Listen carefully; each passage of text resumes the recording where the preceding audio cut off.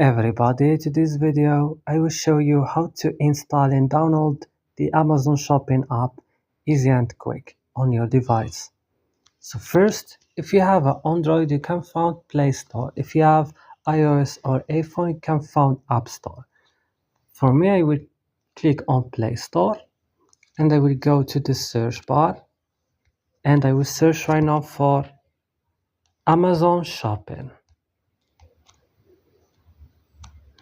So after that, I will go to this and click install.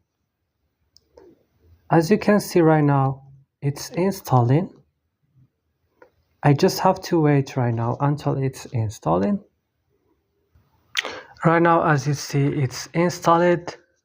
So you go then and you can find it and open it, guys. So if you find this video helpful, don't forget to support us by liking and subscribe, and bye.